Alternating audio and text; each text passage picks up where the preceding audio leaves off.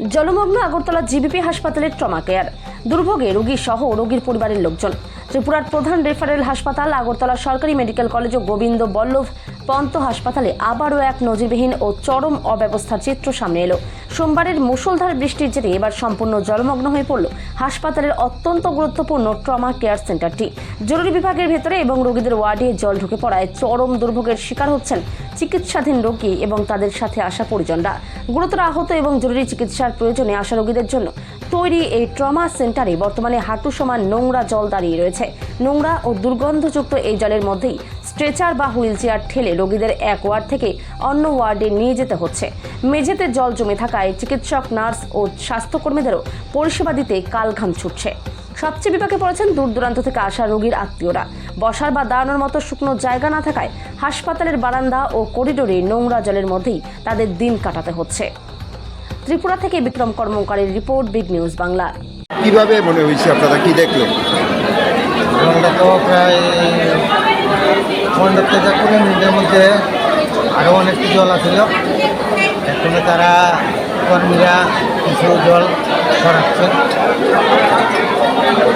জলের মধ্যে আমরা দাঁড়িয়ে রয়েছি অনেকক্ষণ ধরে, অনেক কষ্ট ভোগ করতেছি এই আর কি। সামান্য বৃষ্টিতে একবারে হাসপাতালের ভিতরে জলমগ্ন, কি বলবেন? এটা তো সিস্টেমটা ভালো না। সিস্টেমটা সরকার যাতে ভালো করে, নেক্সট টাইম যাতে এমন না হয়, এটাই আমরা চাই। এই জলের মধ্যে আপনারা টিকিট সংগ্রহ করছেন, এতে কি সমস্যা হইতেছে? জলের মধ্যে দাঁড়া রয়েছে, একটা সমস্যা হবে। যেতে মানুষের কষ্ট, তারপরে জলের ছিটা লাগে, ড্রেস বেরো যায়, এই সমস্যা করতেছি। কোথায় থেকে আসলেন? আমি রানী বাজার থেকে। কি বলবেন? পরিস্থিতি কী অবস্থা? আমি তো হঠাৎ করে দেখলাম যে বৃষ্টি আসছি, লিক আছে না কি আছে, অনেক করে দেখে বুঝতে হবে আসলে কি খারাপ করছে, লিক আছে না ওপেন আছে, সেটা বলতে পারছি না। যেভাবে উপর থেকে জল পড়ছে সেটা দেখে কি মনে হচ্ছে? কী না এটা খুব খারাপ হয়ে না, কী অবস্থা দেখুন না আপনার রোগীরা কী অবস্থা। ধরুন যে হাতে চলতে যাচ্ছে, তারপরে রোগীরা কী আছে ভিতরে দেখুন, সবাই এই ভিতরে দাম করে আছে। এই যারা ব্লাড নিতে এসছে তাদের কীরকম হয়তো অনেক সমস্যা হচ্ছে না।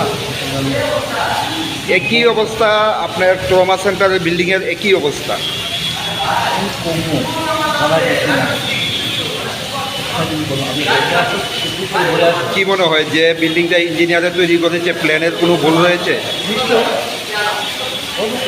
অনেক কিছু আছে, দেখতে নতুন বিল্ডিং এরকম কি অবস্থা। আজকের দিনের ঘটনাকে কেন্দ্র করে আগামী দিনের যে বর্ষার সিজন, সেটা কি হতে পারে? সমস্যা আরও সমস্যা দেখে না যে বলে দেখুন আরও অনেক সমস্যা আছে।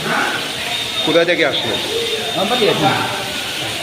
আপনি কতক্ষণ যাবত এই অবস্থা?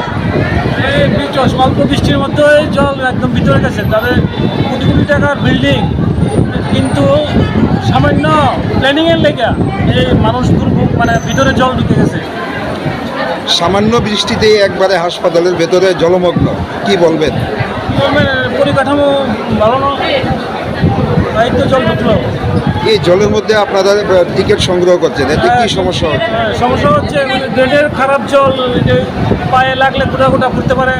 স্বাস্থ্যের জন্য অসুস্থ হয়ে যেতে হবে আমাদের। এটা কি ড্রেনের জল নাকি? ড্রেনের জল, একদম ড্রেনের জল, নোংরা। ড্রেন পরিষ্কার নয়, পরিষ্কারের অভাবে ড্রেন ভিতরে জল ঢুকে গেছে। কোথায় থেকে আসলে? আমি নরসিংগড় থেকে আসলাম।